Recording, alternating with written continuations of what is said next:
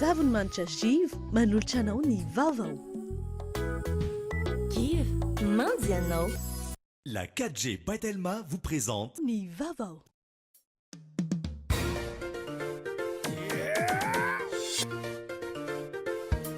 Arahinao ny fampalalam-baovao miaraka amin'ny Spaghetti Francia. Spaghetti Francia, safidiko safidintsika.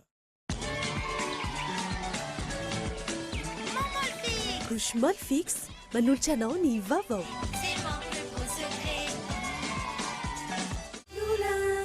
Blue Line TV safidy tsara indrindra manolotra anao Ny vaovao.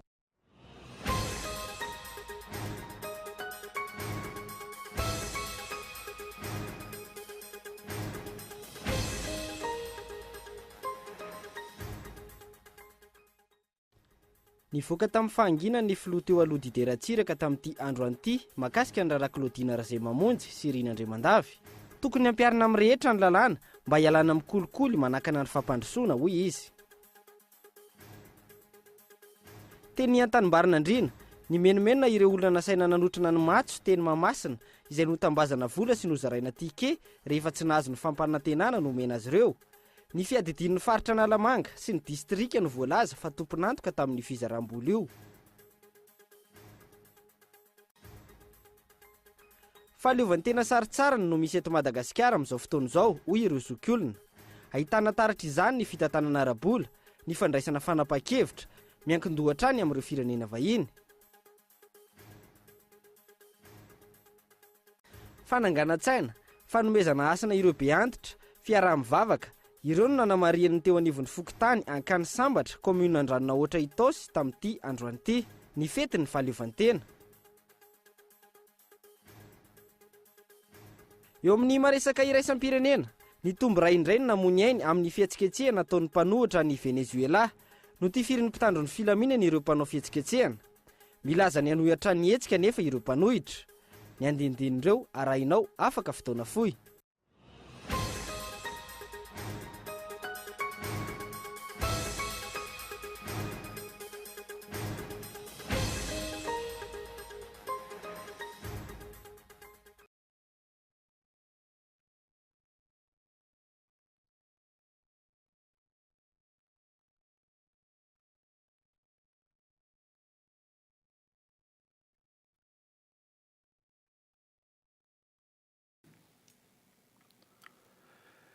Miaraba tompoko lafinaritra tompoko vavy miaraba manokana ihany koa an'ireo mpanaraka ny vaovao-Nkolo TV any amin'ny faritra indrindra ireo manaraka izany amin'ny alalan'ny FM Toamasina DSTV Antsiranana ary TNTV Fianaratsoa. Miaraba ihany koa ny vahoaka malagasy tsy vaky volo amin'izao fankalazana ny fahaleovantena izao na dia fahaleovantena saritsary ny any aza.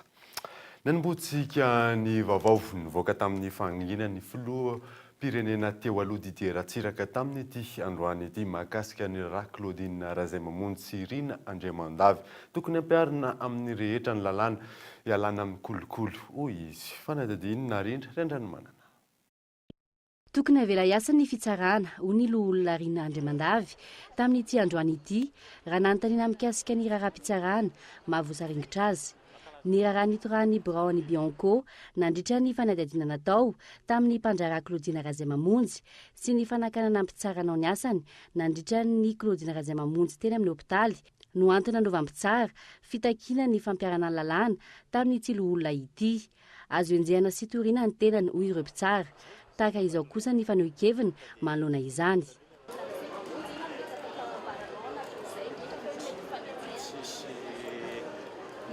Dia no ny avila anao ny asany fitsarana izay no atao hoe soatoavina lehibe indrindra iainana eto amin'ny tany Repoblika Madagasikara dia izay firenena tan-dalàna izay dia avelantsika izy hiasa arak'izay fahafahany izay sy ny lalàna. Tsy anjarako no miaro tena fa ny lalàna no miaro ahy. Zay ka. Ho an'ny filoha teo aloha dideratsiraka sakana tsisy ny fampandrosoana ny kolikoly eto amin'ny firenena. Maro ireo olona voakasika ao anatin'ny resaka kolikoly eto Madagasikara, ilaina ny famantarana ny tompon'antoka rehetra ao anatin'izany ho ny filoha teo aloha. Ka ny problema mipetraka amin'ny firenena ity hiady amin'ny kolikoly tsika. Kanefa zao ny mpitsara zao no nasebatra marina fa misy ny kolikoly fa matoa misy ny mpanome dia misy ny mpangataka na misy ny mpangataka misy ny mpanome nahoana le mpandray ihany no kapaina fa ny mpanome tsy mba jareva diso hevitsika fa io araka ny lazaiko hoe ny vitsy mikitra ny rery matoa misy mangataka kolikoly misy ara tsy mangataka kory dia manome ny sasany dia raha samy manao ny asany daholo ny tsirairay avy a tsy sala amin'izao ty fireneny ty za tsy afaka ikritike dia fahatany fa azo lazaina kosa aloha fa le mahantra ny vahoaka malagasy le mahantra ny fireneny zany marina zany inona mahatonga an'izay raha tsy misy toany avokoa no sokajianan'ireo tranga voaroroyan'ireo olona akaiky mpitondra hatreto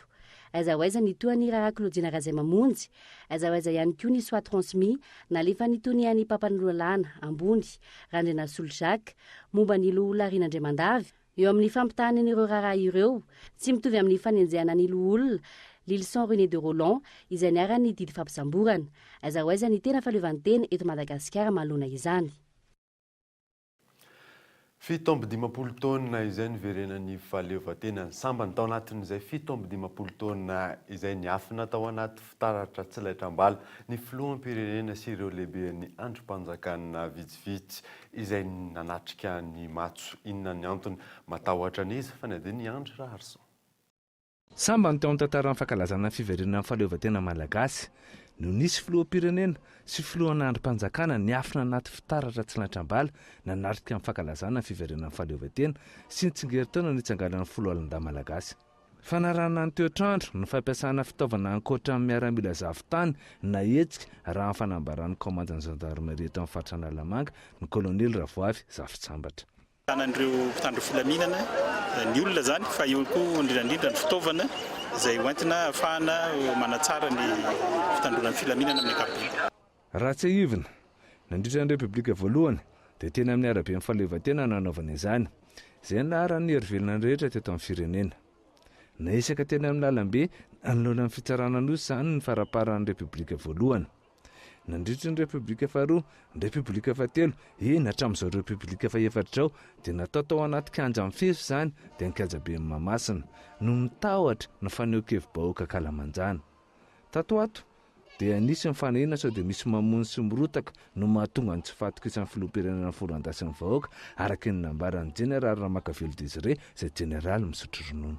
Amin'izay hatramin'izay sika ohatran'ny misy fanahinany hoe misy rotaka, misy tady amono zay mahatonga ny anaovana ny matso aty Mahamasina fa amin'ny toerana malalaka tokony hoe any amin'ny arabe malalaka any tokony anaovana azy fa saingy izao manana an'le ahia hoe sao dia misy mamono sao dia misy mirotaka dia izay mahatonga ny zavatra ary jereo tsara fa na ny filoham-pirenena raha ny tena marina hoe tsy tokony olona be dia be ohatran'iny manaraka azy mba jereo ny any amin'ny firenena any velany iny ny tsika dia tena tafona tsika zara raha hita le filoham-pirenena.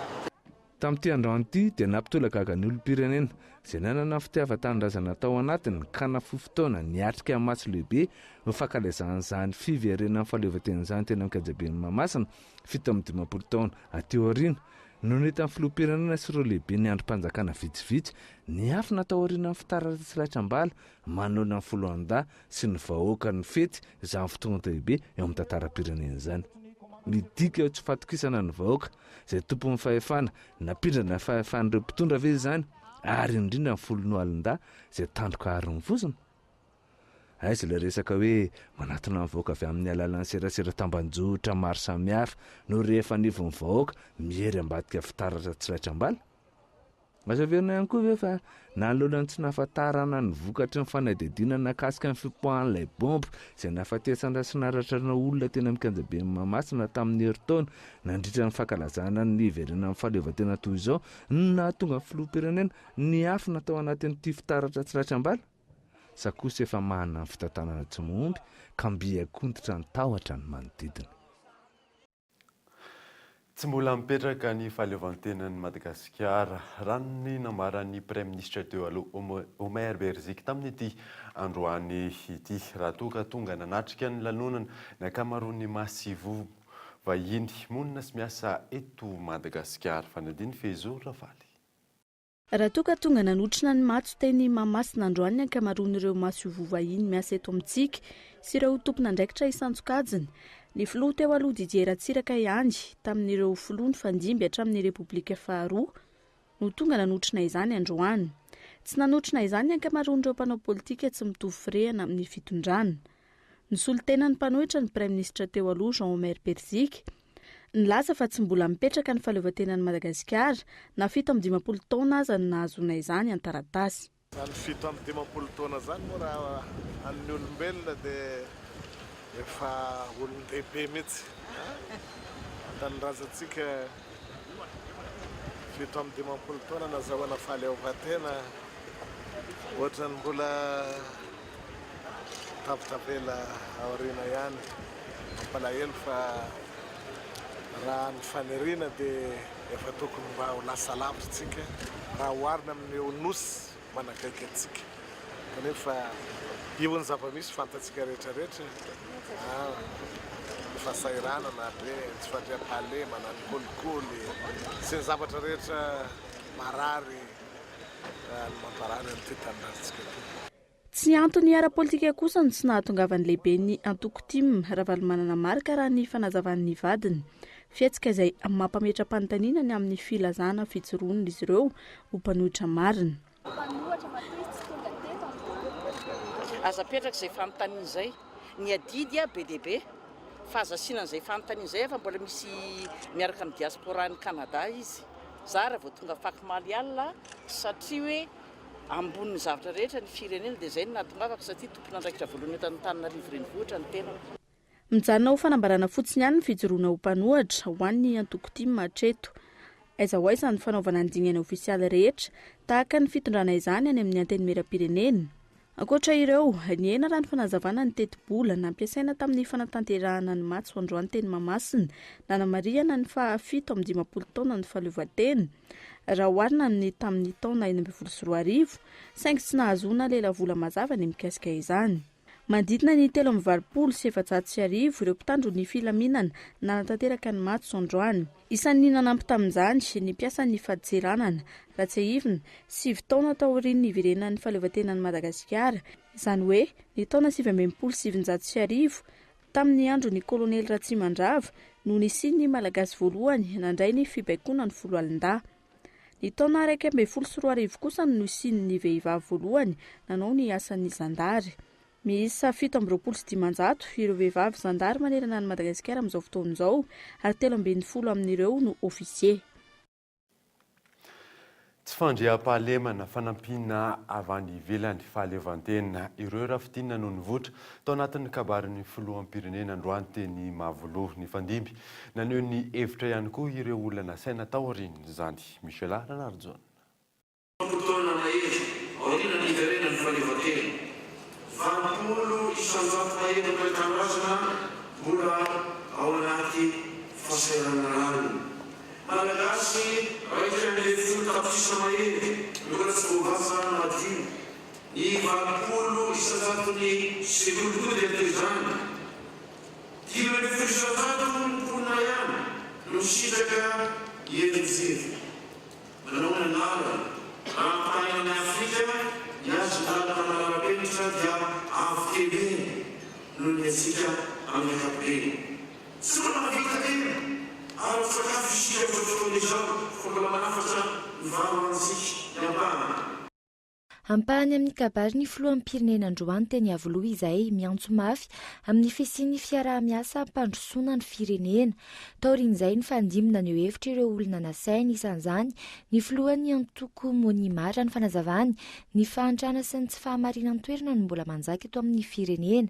Fitadiavana vahaolana maharitra no tokony apetraka ny filoha sy ny ekipa ny rano fanazavany. Ka matoa zany androany mbola milazan'izany filohan'ny pirenena dia tsapa fa mbola zany ny olana iainan'ity firenentsika ity ka asa inona ny vahaolana hoentina mamahan'izay satria dia mbola mahantra ny firenentsika betsaka tokoa ny tsy fandriam-pahalemana mikonainaina ny vahoaka ka manoloana an'izay tamin'ilay kabary androany moa zany milaza izy fa miezaka mitady vahaolana amin'izany a dia ny vahoaka nefany izy ihany koa no milaza an'izay hoe mbola mikonainaina dia ahoana zany a inona ny atao mba ahitana vahaolana amin'izay aretina misy eto amin'ny firenena zay.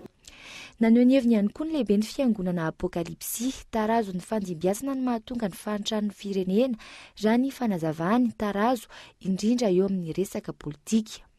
Zay zany efa za hoe efa nitefitra amin'izay foana tamin'izay satria tsika zany mandroso dia mihemotra ny firenena.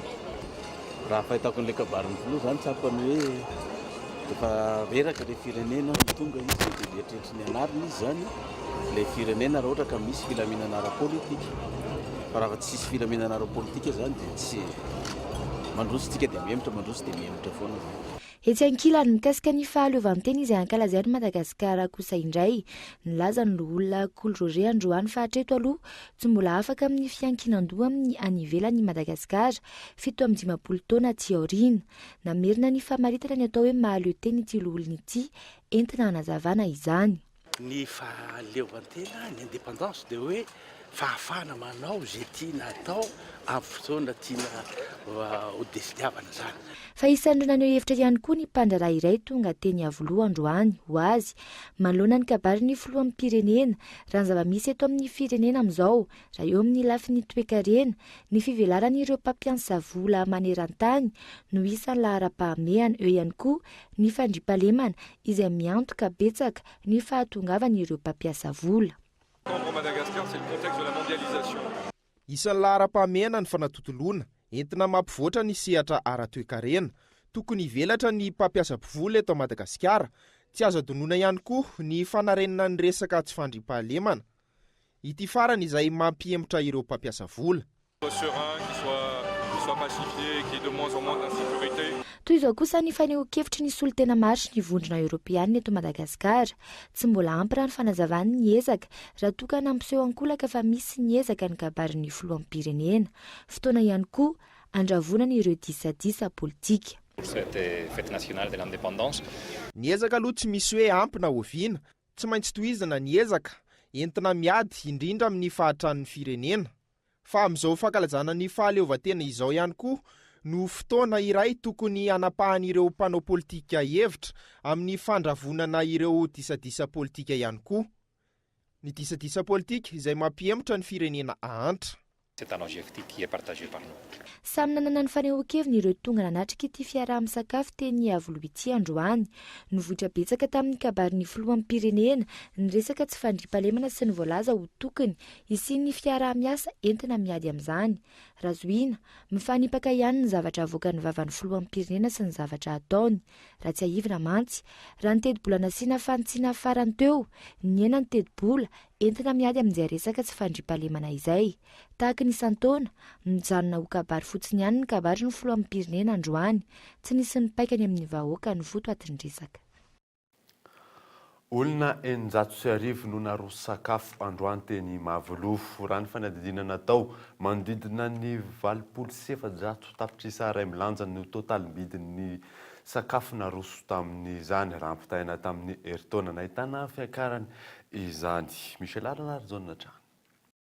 Sakafo miisa 3 fanokafam-bavony vary sy laoka ary tsindrin-tsakafo tahaka ny mahazatra ireo ny naroso ireo vahiny miisa 900 nasaina teny avoaloha androany manodidina ny 50 ireo latabatra nametrahana azy ireo. Sakafo androany pour nombre de personnes 1600 à peu près 1600 personnes androany aty amin'ny avoaloha dia sakafo androany galantine de volaille dikan'izany akoho miaraka amin'ny foie gras anatiny galantine dia pour plat de résistance vortolouse si nombritra miaraka amin'ny typerfer dessert tarte amandine miaraka amin'ny poire sy fraise bedabe tanà misy piasa 260 employés miaso androany miaraka amin'ny la cuisine à peu près 350 employés miaso. Le paquet c'est toujours pareil plat anankiray misy variance entre 15 000 20 000 misy plat 25 000 dia mitovy foana le paquet fa sarotro mitenena plat io ohatriny dia plat arak'izany tsy nety nilaza ny vidin'ny plat marina ireo tompona andraikitra raha ny tombatomba bidin'ny plat iray amin'ny sakafo araka ny fanazavana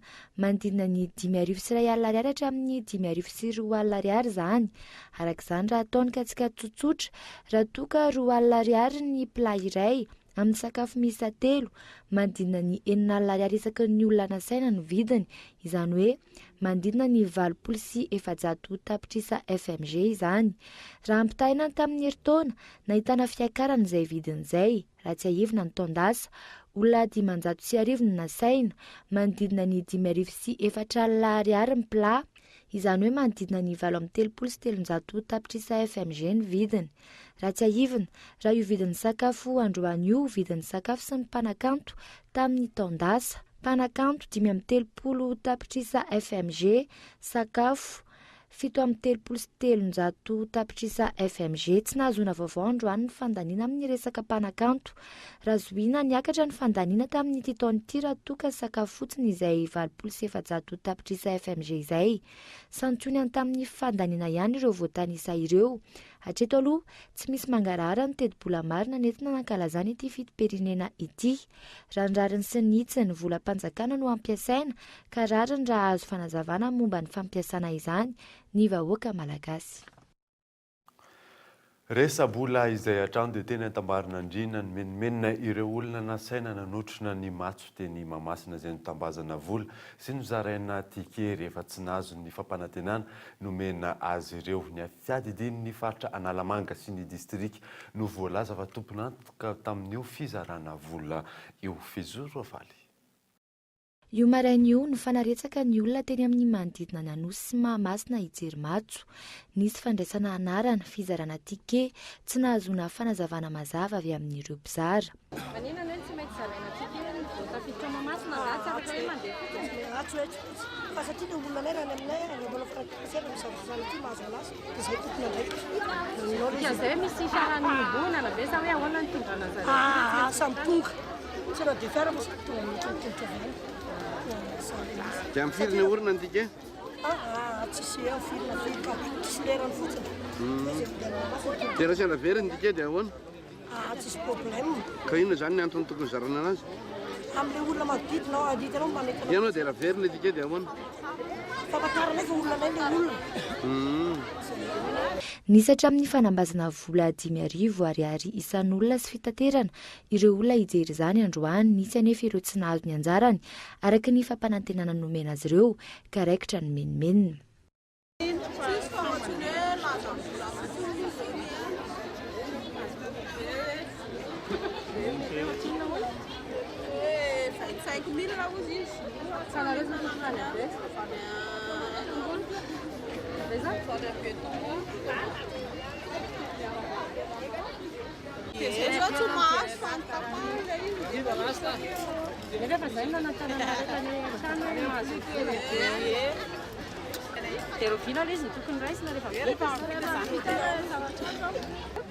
Mba iarakaraka ho faly amin'ny zanako azo nefa ny atiko ahoana mihitsy tsy isy tampo. Niara-tany an-drano? Tamin'ny dia ahoana ny fanarahana ny tenenina nefa? Efa nahazo tike daholo? Mbola tsy nahazo. Fa maninona rao no tsy nahazo tike? Mianjo. Tamin'ny efa maly izay soratrana Ty zao tike fivoriana amin'ilay hoe fikirevana amin'ilay sahirany. Mahazo valisoa zay avy eo afaka mihinana sakafo, afaka manety filaharana, mijery président. Zay zao ny Sentaka ny tike ty? Misy vola kely zaraina ihany, frais, mody. Zay zany dia miteny mba aiza-be somina ilay olona. Satria tonga aty zay maty ny nanana vatana-janakay. Aiza-be somina ny olona. Ny eo anivon'ny fiadidinan'ny faritra sy ny distrika ny voalaza ho tompon'antoka tamin'ity fizaram-bola ity raha ny fanazavana voaray. Nitolakandro teo amin'ny tamin'ny efatrora ny voatondro fotoana nomezana ny vola ao amin'ny faritany ho iatrany izy ireo. Tsy fantatra hatreto izay toyiny. Fihetsika mahamenatra ary tsy fahita manerana izao tontolo izao no ataon'ireo tompon'antoka amin'ity trangan-javatra ity. Fahatsiarovan-tena sy fitiavan-tanindrazana izay an-tsitrapo-tanteraka no tokony andehanana hijery matso fa tsy fanambazana tahaka izao. Tsy misy asiny eo anatrehan'ny saramba-be-bahoaka intsony ny mpitondra anka mitabim-bola ho azy ireo hanatrika ny fankalazana ny fiverena ny fahaleovan'ny-tena ny Madagasikara. Nandefa taratasy firarintso ho an'ny filoham-pirenena sy ho an'ny vahoaka malagasy ny filoha frantsay ny sabotsy teo amin'izao fanamariana ny fety-pirenena izao. eo anilan'ny Madagasikara hatrany ny Frantsa amin'ny alalan'ireo fiara-miasa tao aorian'ny taratasy nalefa ny filoham-pirenena malagasy ho fangatahana fionana aminy dia andray azy ny filoha frantsay ny 20 jona ho avy izao. Andrasana moa ny fahasahin'ny filoham-pirenena malagasy mandroso ireo teboka mafana tahaka ny rara Ilze Parsa sy ny rara kidnapping. Tahaka ny mazatra alohany ianarahantsika n'ireo toy ny vaovao ireto misy dokavarotra.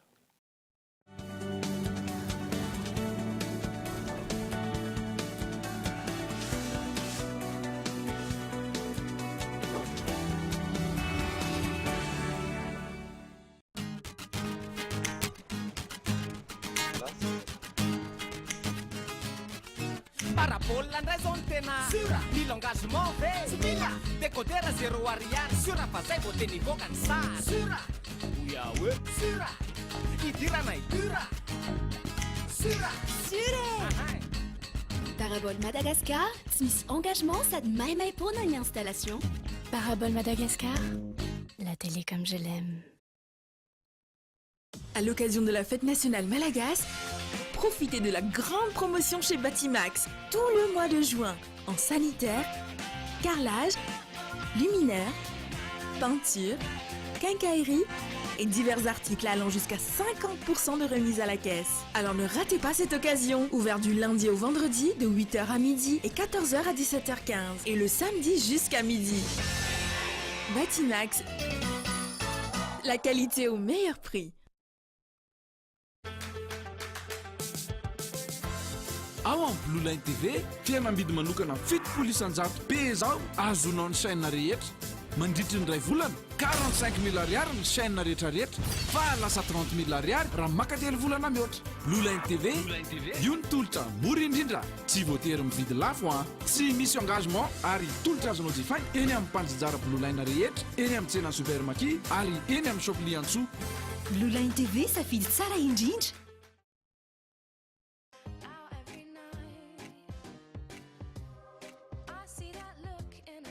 Payez vos courses avec Mvoul dans les magasins. Nouveau chez Leader Price et uniquement avec Mvoul. Gagnez du temps en faisant vos courses en ligne sur www.leaderpress.mg. Commandez en ligne, payez directement avec Mvoul et récupérez vos achats au Leader Press le plus proche de vous. Simple, immédiat, sécurisé. Thelma, Safidko numéro 1 malagasy. Sady vola vao mafana be mihitsy izy kosa misongona dadabe zanonako ary ahoana ny tovolahy ia moa vola efatra azafady eo ary fiavy manahony ianao atao menakely hono aky fa ahoana kendry malafo mofo petape ohatra zao tsy ambara telo lovaiko tamin'ny bebe ako aky Safasdan tsy ambara telo ny fahombiazana. Shell Extra Challenge ou lasa lavitra kokoa lalao-govana miaraka amin'ny Shell Super Extra azona fiara sy solika mandritry ny herintaona raha handray anjara mividiana solika 2,000 ariary farafahakeliny eny amin'ireo station Shell na midira en page Facebook ny Vivo Énergie Madagascar fisoratana anarana manomboka ny 9 jona hatramin'ny 13 jolay fiara-miasa miaraka amin'ny Sikam. Feno avaliana ny tontolo andronay mba manararoatra ny fotoana iarahana dia mitady zavatra miavaka atao sakafo. Izany nahatonga na hisafidy ny spaghetti spécial tsiro hafa mihitsy sady mora karakaraina. Tsy adino koa ny sauce tomate spécial izay mampiavaka ny nahandronay sady vita amin'ny akora tena natoraly. Ny macaroni spécial aloha tena miavaka raha samy paty. Ianao koa safidio ny spaghetti sy macaroni ary ny sauce tomate spécial dia ho lafatra ny sakafonao. Spécial hitanao eny amin'ny mpivarotra mahazatra anao.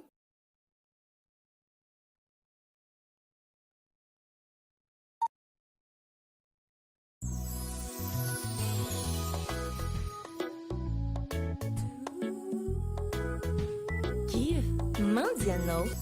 Vitamine singa soja naturel centra malefaka manome hery sy manatsara ny hoditra manalefaka hatrany sy mamelombelona.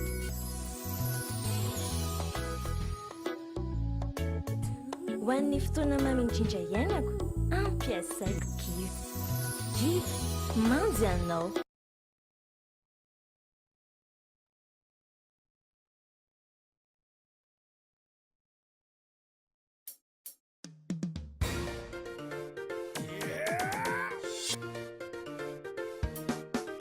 Spaghetti tena matsiro, spaghetti français. Mora vidy tsara qualité, spaghetti français. Tsy mirekirekitra, mora andrahoina, mitombo tsara, mora masaka, avitana karazan-tsakafo. Spaghetti français. Mampire antsika tsabe, spaghetti français. Spaghetti français, safidiko, safidintsika.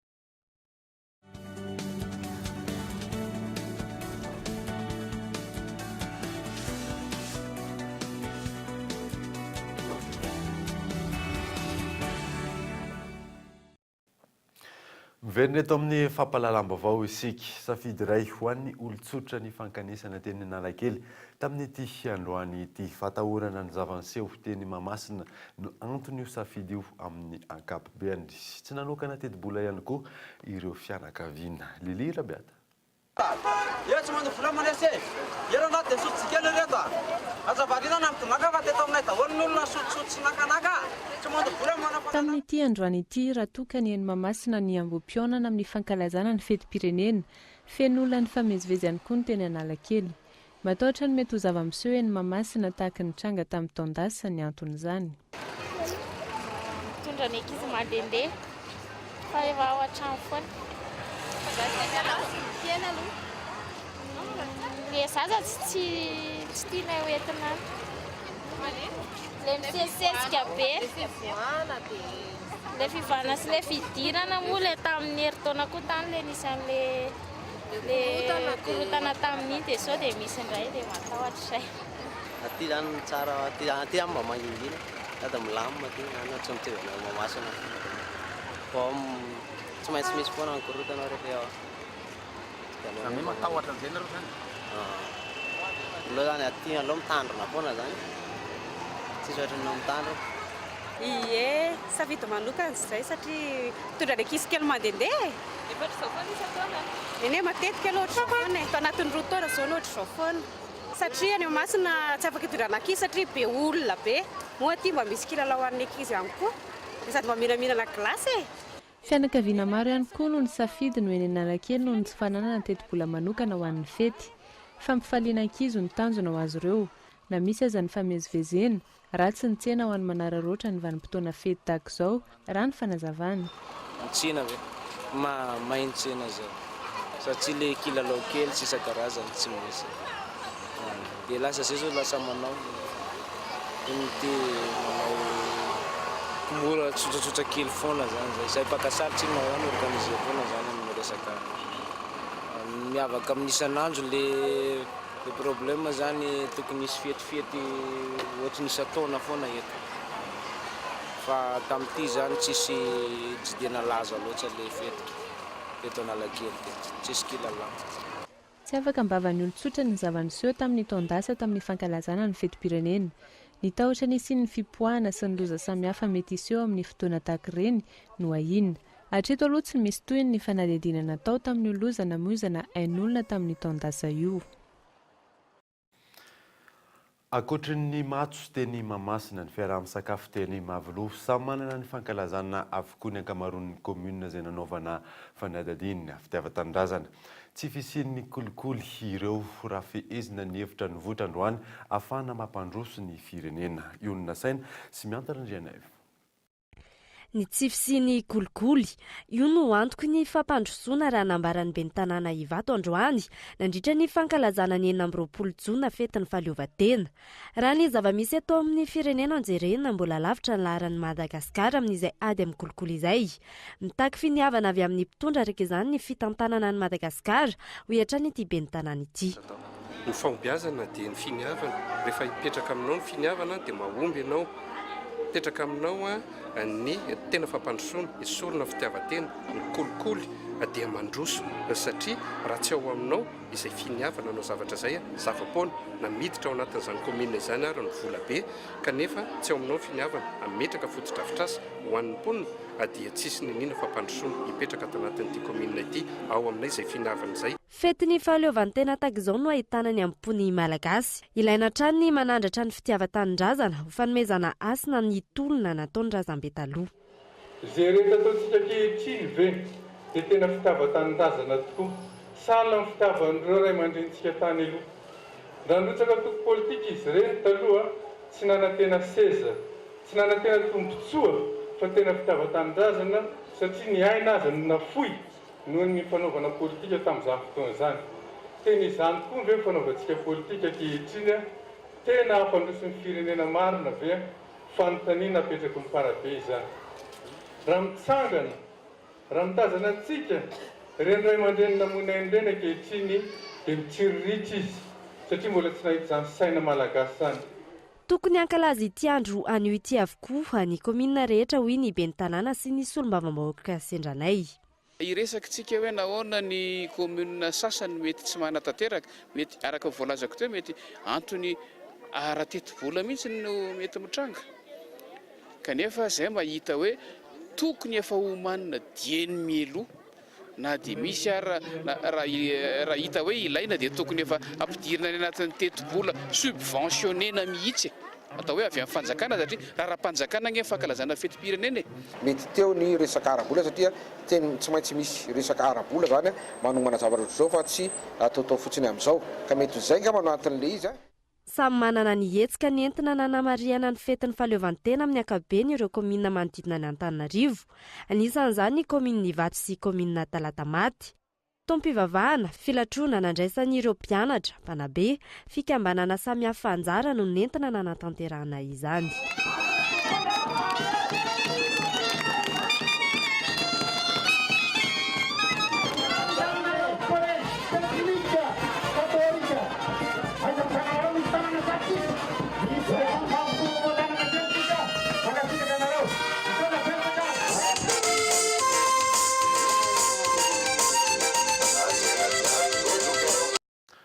Fahaleovantena saritsara no misy eto Madagasikara amin'izao fotoana izao hoy ireo zoky olona. Ahitana taratra izany ny fitantanam-bola, ny fandraisana fanapahan-kevitra miankin-dohatra any amin'ny firenena vahiny fanidiny Iona Saina. 20 Jona 790 20 Jona 712 feno 750 taona tamin'ity androany nahazoan'ny Madagasikara ny fahaleovantenany. Saritsara-pahaleovantena ihany anefa no nisy nandritra izay taona maro izay hoy ireo bekotro marolatra. Tsy araky ny toloman'ireo zoky ray aman-dreny zava-misy ankehitriny raha ny fanazavana. Dia na raha ny marina aloha dia raha tsika mahita tanjona satria ohatran'ny tsy tratra ihany.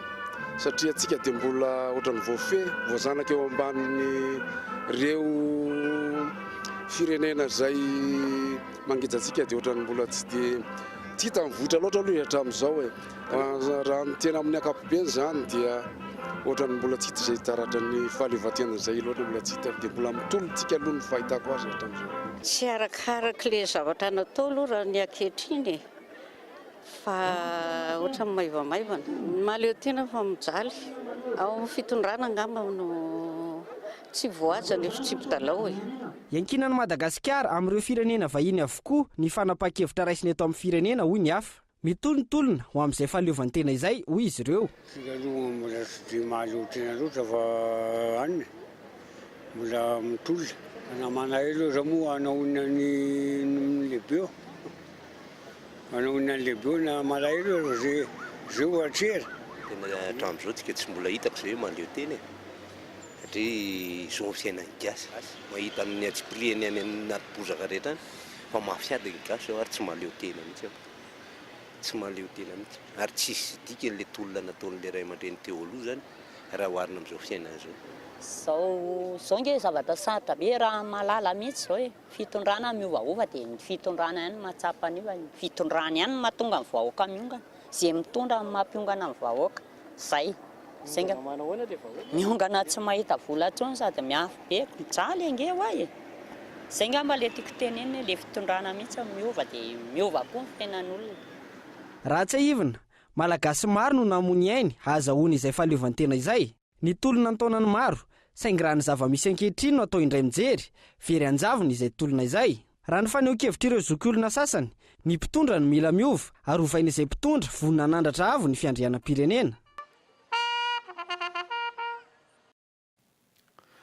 Fananganan-tsaina fanomezana asina ireo be antitra fiaraha-mivavaka ireo nanamariana ny eo anivon'ny fokontany akany sambatra commune Andraninahoatra Itosy tamin'ity androany ity tamin'ny fankalazana ny fa-17 taona nazahoan'ny Madagasikara ny fahaleovantena. Mikael Ramarola.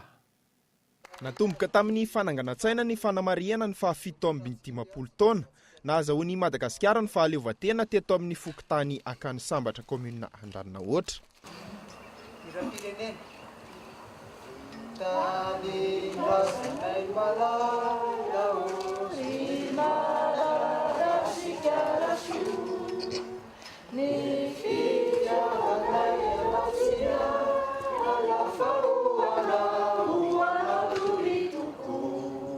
Taorin'izay no tohizana tamin'ny fitaom-pivavahana ny hetsika entina anampiana ny fokontany ny toy izao raha ny fanazavan'ny tompon'andraikitra.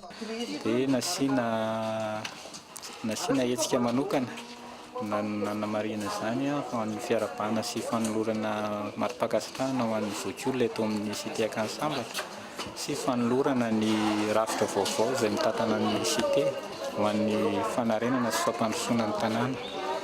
Hetsika sady famarana fanombohana ny fiarahamientana eto amin'ny tanàna eto amin'ny cité mba hampandrosoana sy hanovana ny fiarahamonina. Manodidina ny 7 isa ireo be antitra nahazo izany mari-pakasitrahana izany. Misy ny fijerena isa-tokantrano an'ireo be antitra ka nanaovana ity hetsika ity. Eo amin'ny manodidina 7 ireo be antitra eto. Izay manodidina ireo zareo be antitra ny tenenina moa dia eo amin'ny 7 taona miakatra. Nanaovana masotsivana dia izay aloha taona 7 taona miakatra. Dia notetezina isa-tokantrano nanoratana ny anarany zareo nangalana ny anarany. Ankoatra ireo mitohy hatrany ny hetsika amin'ny fampandrosoana ny fokontany raha ny fanazavana ohatra amin'izany ny fandaminana ny fiarahamonina eny anivon'ny fokontany akany sambatra commune Andraninahoatra.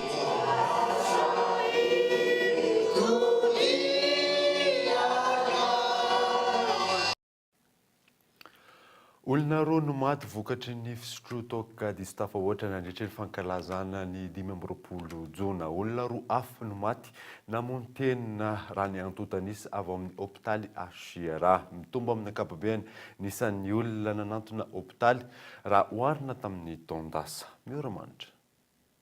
Ny tombo nisan'ny olona nanantona ny hôpitaly ny fa-20 ny volana Jona taona 2024 raha oharina ny tamin'ny taondasa ho an'ny hôpitaly Achiera manokana. Raha ny antotanisa voaray 13 no isan'ny olona mamo tonga teny amin'ny hôpitaly ary ny roa tamin'ireo no efa maty avy any an-trano. Olona roa hafa namono teny. Raha ny antotanisa hatrany olona 12 no fantatra fa tratra ny fanampozinana ara-tsakafo ka ny iray lehilahy, ny 3 kosa vehivavy ary ny 7 ambiny ankizy. Tsy fahazakana sakafo no hoanina na ihany koa menaka no antony izay fanampozinana ara-tsakafo izay. Mahatratra 30 isan'ny olona tsy mahatsiaro tena tsabony eny amin'ny Achiera hatramin'izao. Ny ankamaroan'ireo vokatry ny tosidra, ny areti-po. Tafiakatra 20 ny fizaham-pahasalamana ho an'ny 15 jona 2024 raha 7 izany tamin'ny taona 2024 ka ny 13 tamin'ireo no voaterina hiditra hôpitaly raha 12 tamin'ny taondasa. 15 no tratra ny lozam-pifamoivoizana raha 5 tamin'ny taondasa. ho an'ny sampana famelomanaina manokana nahitana fiakarana avy efatreny ny olona manantona ny hopitaly ho an'ny andro 20 jona amin'ny ankapobeny manodidina ny 10 hatramin'ny 12 isan'andro ny olona raisina ao amin'izany sampandraraha izany tafiakatra 30 izany ho an'ny andro 15 jona manokana. Manay mafy no avy ny Ayady malagasy ny maître ao amin'ny Aikido Centre Antony mpianatra iray ao aminy ary isan'ireo sangany no natrain'ireo mpanao ratsy tsy fantatra mazava moa ny tena Antony izay fa nidinika eto Andriatsilavo.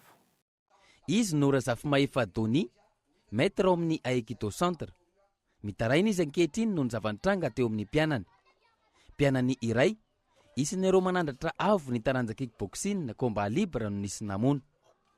Eo am-pandriana izy no tonga ny mpanao gazety.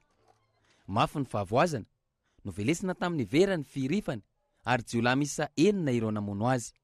Resaka leroa mila vanina sena ndeha dia ty mila vanina tapiko zareo. Dia nanapo. Ty bobaka biziny ty savritaka anay teo dia tsy maintsy niaro ny tenanay koa aloha zay. Fa raha hoe tsy niaro teo raha vao mahe mety maty ohatry hoe maty.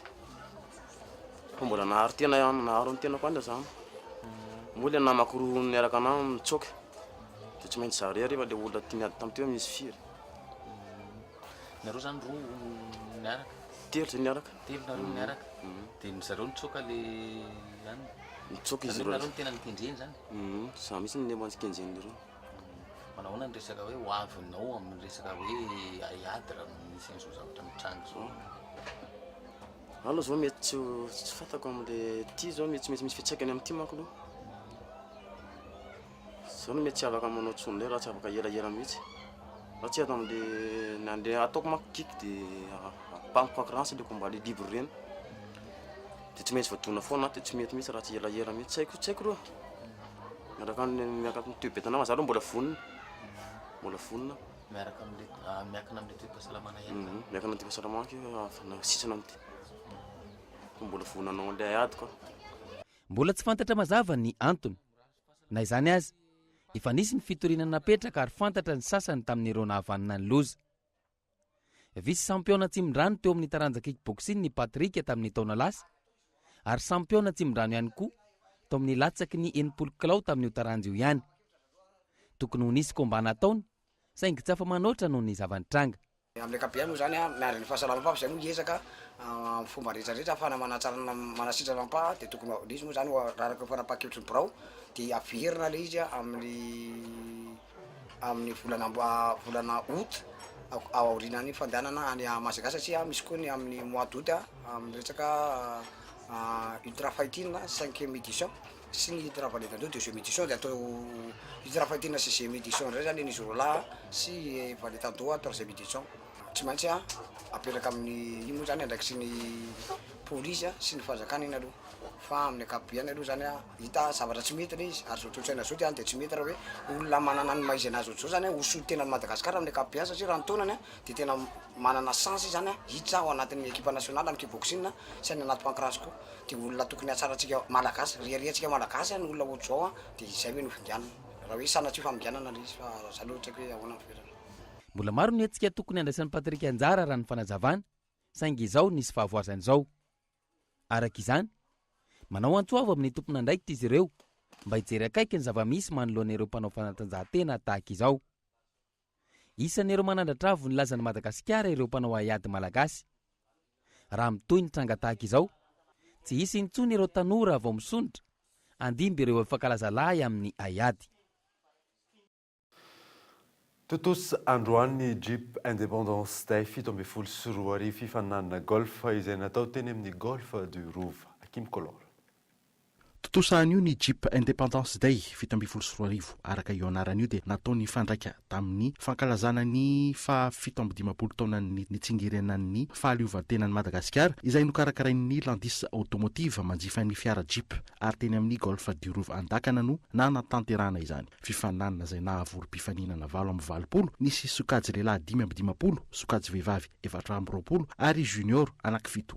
fifananana sokajiana ihany koa tao anatin'ny scramble ary nivondronana mpifaninana 20 ary 4 ireo mpifaninana isaky ny groupe. Raha ny vokatra teo amin'ny scramble net ho an'ny lehilahy dia Inanja Ravelomanaantsoa no ny voalohany izay nanome totalina isa 50. Teo amin'ny larana faharoa no nisy ny Rafidinarivo Hery izay nanana isa 270 ary isa izay nitovy tamin'ny nomeny Hery no nitoerany Fakiny Frederika teo amin'ny larana fahatelo izay nanakatony ny podium ny teo amin'ny sokajy lehilahy tamin'ny isa 270. Teo amin'ny scramble net ho an'ny sokajy vehivavy dia Rabenja Natasha no voalohany izay nanana isa 50, i Afiji Shamia kosa no larana faharoa tamin'ny isa 70 ary Verisa iray i Olo Zafindrakoto izay nanakatony ny podium scramble net sokajy vehivavy. Teo amin'ny junior indray dia Matteo Douesi no voalohany tamin'ny fitambarana isa 70, raha larana faharoa i Ramarla Jonathan tamin'ny isa 30 ary Ricky Valérie Rajerson no nanakatony ny podium sokajy junior tamin'ny isa 70.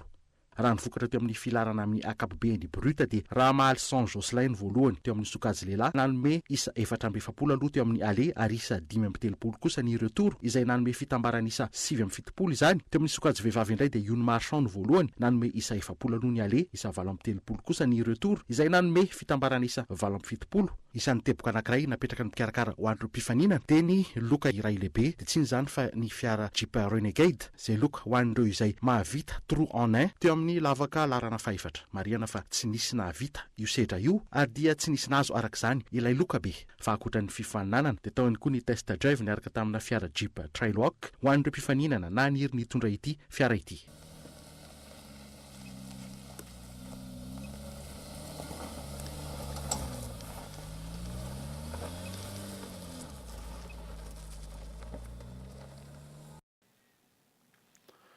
Maresaka iraisam-pirenena ny tombo ray indray namony ainy amin'ny fihetsiketsehana ataon'ny mpanohitra ao Venezuela nitifira ny mpitandro ny filaminana ny mpanao fihetsiketsehana iray laza ny anohy hatrany ny hetsika nefa ireo mpanohitra fanadina amin'ny fisariny France 24.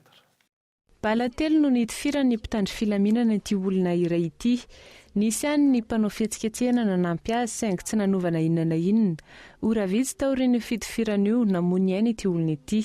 Ho an'ny antoko politika mpanohitra ny Venezuela, tompon'antoka tamin'io trango io ny gouvernemanta. Afaka mandratra anay izy fa tsy anovana kely aza ny finiavanay, ny foto-kevitray, ny nofinofinay anova ny Venezuela izany. Mendrika mpitondra tsara lavitra noho i Nicolas Maduro i Venezuela. Nanamarika kosa ny ministra ny ato tany fa tsy maintsy anaovana fanadihadiana ary ampiarana ny lalàna ny tompon'antoka tamin'io trango io. Nicolas Maduro ihany koa ankilany nanamafy fa voararany lalàna ny fampiarana herisetra amin'ny olona manao fihetsiketsehana. Olona fa 570 namony ainy tamin'ny fihetsiketsehana tany Venezuela izay nanomboka ny farapara ny volana marsa teo i David Valemia. Fomba fanao any an-toerana ankehitriny ny manao fihetsiketsehana. Niavaka ny fihetsiketsehana ny alakamisy teo, naneho ny fanohana ny procureur général Luisa Ortega izay voaroroy amin'ny raharaha fivadihana ny mpanao fihetsiketsehana.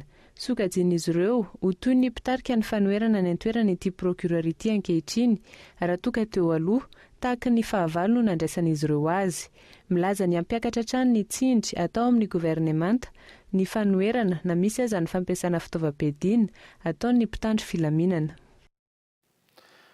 Alohan'ny sarahana daverina aminao ireo vaovao songadina tamin'ity alina ity nivoaka tamin'ny fahangina ny filoha teo aloha Didier Ratsiraka tamin'ity androany ity mahakasika ny ra Claudine Razaimamonjy sy Rina Andriamandavy. Tokony ampiarina amin'ny rehetra ny lalàna ialana amin'ny kolikoly ho izy. Tena tambarina andrina ny menimenina ireo olona nasaina nanotrona ny matso teny Mahamasina izay nitambazana vola sy nozaraina tike rehefa tsy nahazo ny fampanantenana nomena azy ireo. Ny afiadidian'ny faritra Analamanga sy ny distrika ny voalaza ho tompon'antoka tamin'izany. Ary farany dia fahaleovantena saritsara no misy eto Madagasikara amin'izao fotoana izao ho ireo zokiolona. Ahitana taratra izany fitantanam-bola ny fandraisana fanapa-kevitra izay miankin-doha hatrany amin'ny firenena vahiny. Dia izay mamarana ny vaovao tamin'ity alina ide ankasitrany ianao nanaraka izany. Soava tsara daholo tompoko.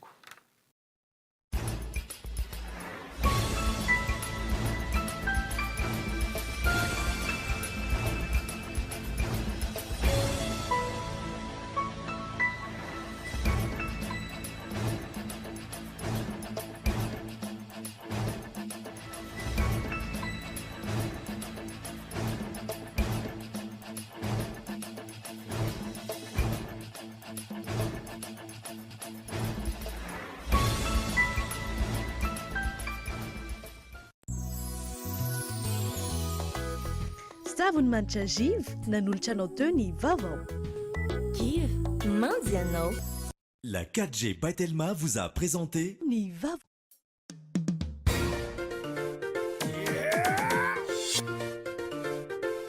Ny fampahalalam-baovao narahinao teo miaraka amin'ny spaghetti Francia. Spaghetti Francia, safidiko safidintsika. Ny vaovao niarahanao tamin'ny couche Malfix.